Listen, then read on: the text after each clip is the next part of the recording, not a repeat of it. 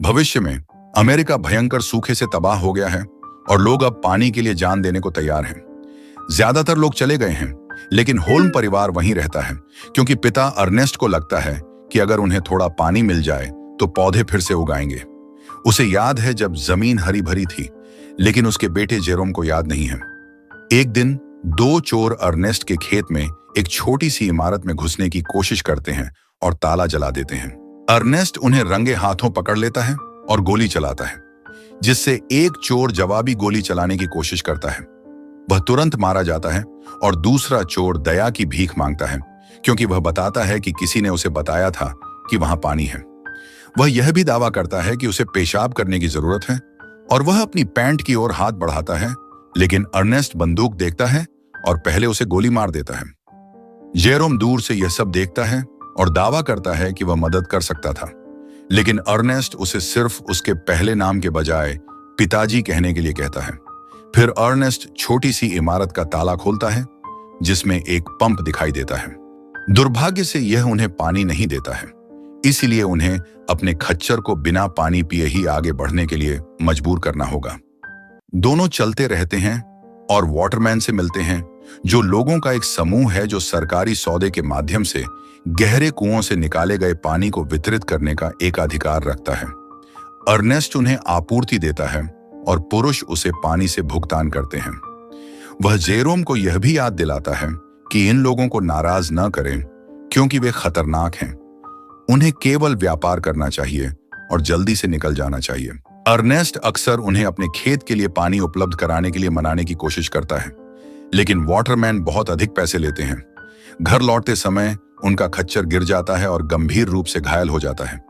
चूंकि जानवर दर्द में है, इसलिए अर्नेस्ट उसकी पीड़ा को समाप्त करने के लिए उसे गोली मार देता है। जेरोम रोता है, फिर भी कसम खाता है कि वह ऐसा कर सकता था। जब वे आखिरकार खेत पर पहुंचते हैं तो जेरोम की बहन मैरी उन्हें एमआरई परोसती है। फिर वह बर्तनों को मिट्टी से साफ करती है, जबकि अर्नेस्ट रेडियो सुनता है और जेरोम जानवरों का रेखाचित्र बनाता है, जो उनका एकमात्र शौक है। अचानक अर्नेस्ट को एक शोर सुनाई देता है और वह बाहर भागता है और पाता है कि मैरी अपने गुप्त प्रेमी से मिलने के लिए खिड़की से बाहर निकल गई है। अगले दिन जेरोम और अर्नेस्ट सैम के नीलामी घर जाते हैं और अपने खच्चर की जगह सिमुलेट शैडो या सिम नामक रोबोट पर बोली लगाते हैं। सैम का बेटा फ्लेम भी बोली लगाता है और उनसे अंत तक लड़ता है, लेकिन अर्नेस्ट नीलामी जीत जाता है और उसका कर्ज और बढ़ जाता है। इसके बाद वे बच्चों की मां कैथरीन से मिलने अस्पताल जाते हैं, जो दुर्घटना के कारण चल नहीं सकती। अस्पताल में एक विशेष मशीन है जो उसे चलने में मदद करने के लिए एक तार से जोड़ती है, और परिवार के लिए कैथरीन को घर लाने का एकमात्र तरीका वह महंगी मशीन खरीदना होगा। कैथरीन के साथ एक प्यारी दोपहर बिताने के बाद दोनों घर जाते हैं। सड़क पर वे रॉबी और सूज को अपने बच्चे के साथ देखते हैं। अर्नेस्ट उन्हें अपने बच्चे को दया कार्ड के रूप में इस्तेमाल करने के लिए गिद्ध कहता है और उन्हें अनदेखा करने के लिए गाड़ी चलाकर चला जाता है। वे पेट्रोल पंप पर पहुंचते हैं और टैंक भरने के बाद अर्नेस्ट कीमत बढ़ाने के लिए थोड़ा पीता है। फिर वह रॉबी और उसके परिवार के लिए कुछ पानी लेकर जाता है। दंपति बच्चे को बेचने के बारे में सोच रहे हैं क्योंकि वे उसे पालने का खर्च नहीं उठा सकते, लेकिन अर्नेस्ट उन्हें ऐसा न करने की सलाह देता है और पानी की व्यवस्था करने में उनकी मदद करने का वादा करता है। बाद में फ्लेम खेत पर आता है और बताता है कि वह मैरी का गुप्त प्रेमी है। वह सिम उधार मांगता है और किराया देने का वादा करता है, लेकिन अर्नेस्ट मना कर देता है जब तक कि सैम गारंटी पर हस्ताक्षर नहीं करता।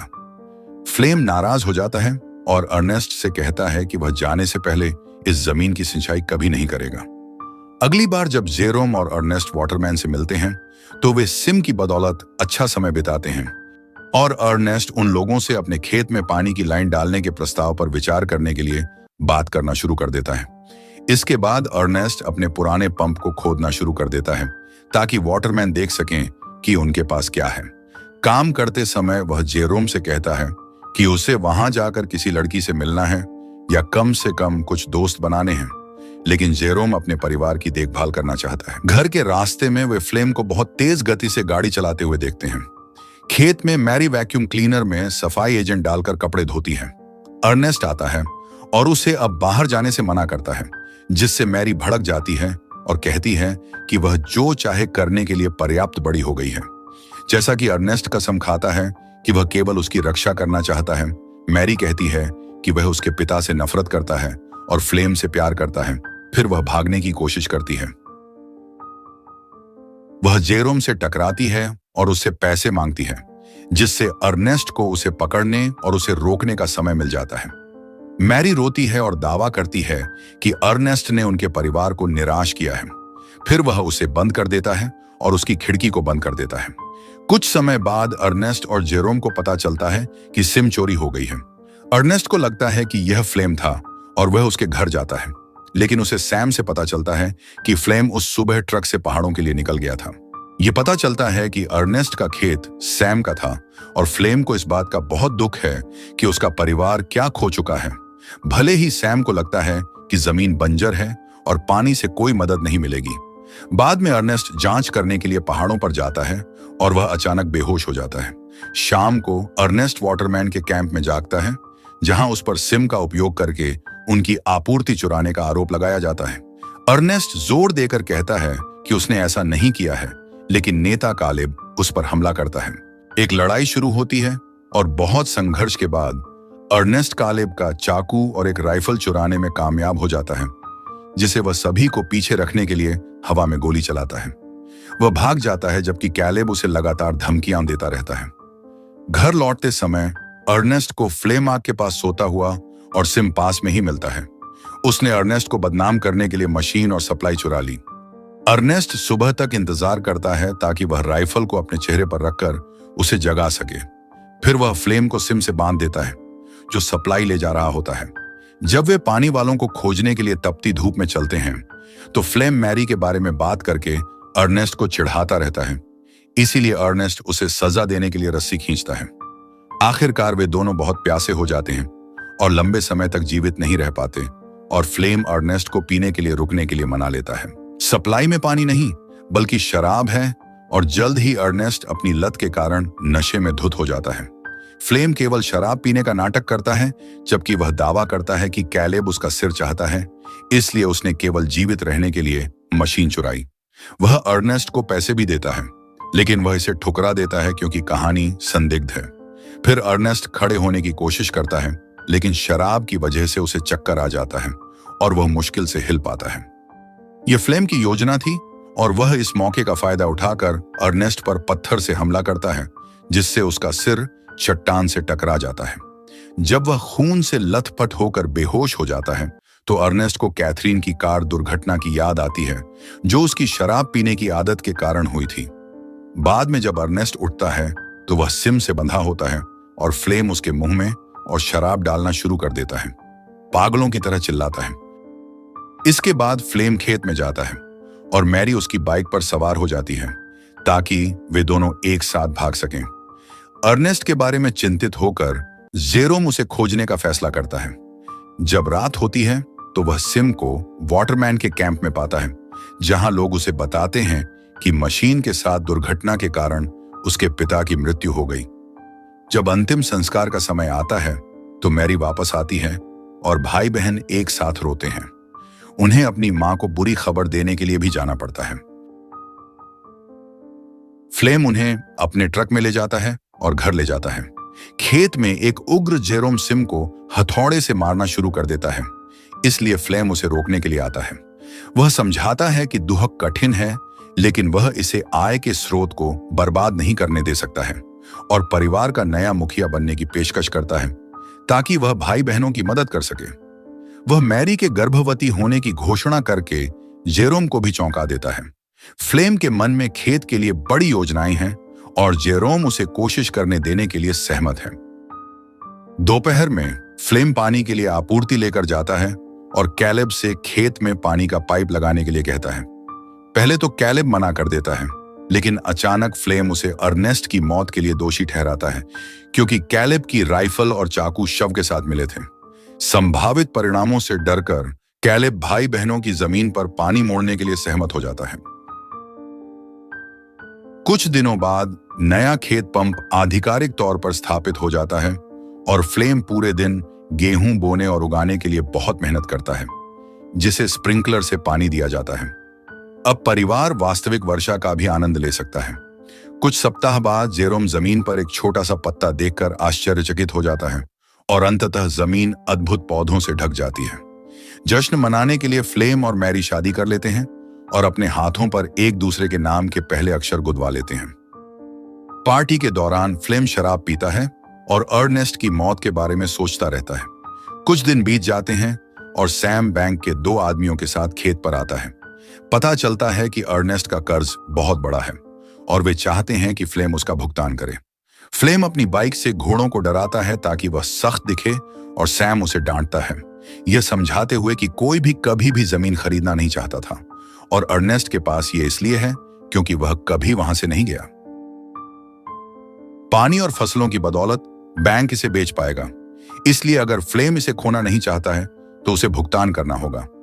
उस रात फ्लेम सिम को अपने ट्रक में बिठाता है और रॉबी को उसके बच्चे के साथ ले जाता है। वह दिखावा करता है कि वे कुछ कीमत पूछेंगे ताकि एक विचार मिल सके, लेकिन फ्लेम रॉबी की इच्छा के विरुद्ध बच्चे को बेच देता है। घबराकर रॉबी अपने बच्चे को वापस मांगता है और खरीदार गोली चलाते हैं, जिससे रॉबी की मौत हो जाती है। वे फ्लेम पर भी गोली चलाने की कोशिश करते हैं, जो मशीन को पीछे छोड़कर भागते समय गोली चलाता है।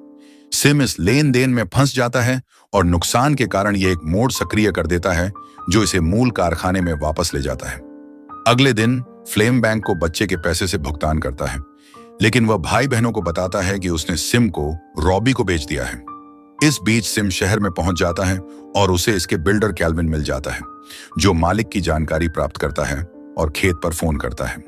जेरोम फोन उठाता है और उसे संदेह होने लगता है, इसलिए वह स्थानीय बाजार की ओर भागता है। वह फ्लेम को सूझ से बात करते हुए पाता है, जो अपनी बाहों में एक गुड़िया पकड़े हुए है और दिखावा कर रही है कि यह उसका बच्चा है।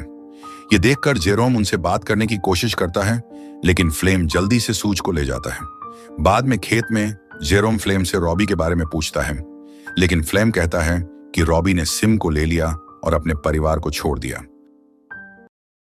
सच्चाई का पता लगाने के लिए दृढ़ संकल्पित जेरोम ने घोषणा की कि वह अपनी मां से मिलने जाएगा, लेकिन वह वास्तव में सीमा पर जाने के लिए बस लेता है। हालांकि गार्ड उसे जाने नहीं देते क्योंकि वह एक नाबालिग है और उसका कोई अभिभावक नहीं है। उस समय अन्ना उसके पास आती है, जो पैसे देने पर उसे सीमा पार करने का प्रस्ताव देती है। जेरोम सहमत हो जाता है और अन्ना उसे मुर्गियों से भरे ट्रक में बिठा देती है। कुछ ही घंटों में ट्रक शहर पहुंच जाता है और जेरोम उसे पहली बार देखता है। वह अन्ना से फिर से मिलता है और वह उसे कारखाने में ले जाती है, लेकिन वह भुगतान के रूप में केवल आधे पैसे लेती है। वह समझाती है कि राउंड ट्रिप एक घोटाला है, उसे वापस जाने के लिए गाइड की आवश्यकता नहीं है क्योंकि कोई भी उसे जाने से नहीं रोकेगा। जाने से पहले जेरोम पूछता है कि क्या वह कभी अर्नेस्ट नाम के लड़के से मिली है, लेकिन अन्ना उस नाम को नहीं पहचानती। बाद में जेरोम कैल्विन से मिलता है, जो उसे मशीन के सभी कार्य दिखाता है। यह पता चलता है कि सिम की आंखें कैमरे हैं जो पुनर्वनीकरण के लिए ढलान को कैप्चर करने के लिए बनाई गई थी और उन्होंने सिम ने जो कुछ भी देखा है उसे रिकॉर्ड किया है। कैल्विन जेरोम को इसका इस्तेमाल करना सिखाता है और उसे कुछ गोपनीयता देता है। जेरोम अपने पिता को फिर से देखकर भावुक हो जाता है, लेकिन जब उसे पता चलता है कि फ्लेम ने अर्नेस्ट को मार दिया है तो यह डर में बदल जाता है। यह पता चलता है कि फ्लेम ने अर्नेस्ट को मशीन से बांध दिया और उसे वाटरमैन के शिविर की दिशा में भेज दिया, जिससे ऐसा लगता है कि सिम ने नियंत्रण खो दिया था और गलती से अर्नेस्ट को उसकी मौत की ओर खींच लिया। जेरोम दफ्तर के बीच में ही टूट जाता है। शाम को 1 दशक से भी ज्यादा समय में पहली बार खेत पर बारिश शुरू हो जाती है। जेरोम जल्द ही वापस लौटता है और शांत होकर फ्लेम से पूछता है कि उसने सिम को कैसे वापस लाया। फ्लेम भ्रमित हो जाता है और खलिहान की जांच करता है। सिम को बिना किसी नुकसान के वहां खड़ा देखकर चौंक जाता है। वह कहता है कि रॉबी ने अपराध बोध के कारण इसे वापस लाया होगा। कुछ दिनों बाद जेरोम सच में कैथरीन से मिलने जाता है और वादा करता है कि वह अर्नेस्ट की तरह उसकी देखभाल करेगा। एक दोपहर फ्लेम और जेरोम जानवरों को फसलों से दूर रखने के लिए उनका शिकार कर रहे हैं। फ्लेम अपने सभी शॉट्स में विफल हो जाता है और अपनी विफलता के लिए हथियार को दोषी ठहराते हुए राइफल को जेरोम को दे देता है। जेरोम फ्लेम को गोली मारने के लिए बहुत ललचाता है, लेकिन इसके बजाय वह एक हिरण को मार देता है, जिससे साबित होता है कि समस्या फ्लेम के निशाने में है। जब वे घर जाते हैं तो जेरोम राइफल को अपने कमरे में छिपा देता है। दोपहर के भोजन के दौरान जेरोम कहता है कि उसे रॉबी का फोन आया है जो फ्लेम की तलाश कर रहा है। यह फ्लेम को परेशान करता है और वह छल्ला जाता है। कहता है कि जेरोम झूठ बोल रहा है। मैरी उसे उसके रवैये के लिए डांटती है और जेरोम जोर देकर कहता है कि वह सच बोल रहा है, इसलिए फ्लेम कमरे से बाहर निकल जाता है। अगले दिन फ्लेम को रॉबी होने का नाटक करते हुए जेरोम द्वारा लिखा गया एक पत्र मिलता है। संदेश में फ्लेम से रॉबी से चट्टानों पर मिलने के लिए कहा जाता है क्योंकि वह मुसीबत में है। जाने से पहले फ्लेम राइफल की तलाश करता है और जेरोम कहता है कि वह इसे मरम्मत के लिए दुकान पर ले गया था क्योंकि फ्लेम ने कहा था कि यह ठीक से काम नहीं कर रही थी। पकड़े न जाने के लिए फ्लेम को साथ खेलना पड़ता है और टेबल पर अपने गुस्से के लिए माफी मांगता है। चाकू पकड़ने के बाद फ्लेम सिम के साथ चट्टानों पर जाता है और रॉबी को पुकारता है। अचानक वह एक छिपे हुए गड्ढे में गिर जाता है और उसके पैर टूट जाते हैं। फ्लेम दर्द से चिल्लाता है और सिम से मदद की भीख मांगता है, लेकिन मशीन समझ नहीं पाती। उस समय जेरोम दिखाई देता है और हाथ में एक पत्थर लिए केवल फ्लेम को देखता है, जिससे फ्लेम को एहसास होता है कि लड़का सच जानता है। हताश फ्लेम दया की भीख मांगता है, लेकिन जेरोम उसे अनदेखा करता है और उसे घूरता रहता है, जिससे वह जलती हुई धूप में तड़पता रहता है। आखिरकार फ्लेम फिर से मदद के लिए चिल्लाना शुरू कर देता है और जेरोम से अपनी बहन और बच्चे के बारे में सोचने की विनती करता है। वह दुर्घटनाओं और पछतावे के बारे में एक लंबा भाषण देता है, जिससे जेरोम इतना क्रोधित हो जाता है कि वह आखिरकार फ्लेम को गोली मार देता है, जिससे उसकी मौत हो जाती है। जब जेरोम घर लौटता है तो वह मैरी को यह सोचने देता है कि फ्लेम ने उसे छोड़ दिया है और उसे यह नहीं बताता कि अर्नेस्ट की मौत वास्तव में कैसे हुई। फसलों से मिले पैसों की बदौलत वे अब असली खाना खरीद सकते हैं और भाई बहन सहमत होते हैं कि वे आखिरकार मशीन खरीद सकते हैं ताकि कैथरीन उनके साथ रह सके। जेरोम सिम से सारी फुटेज मिटा देता है और दोबारा शुरू करने के लिए तैयार हो जाता है।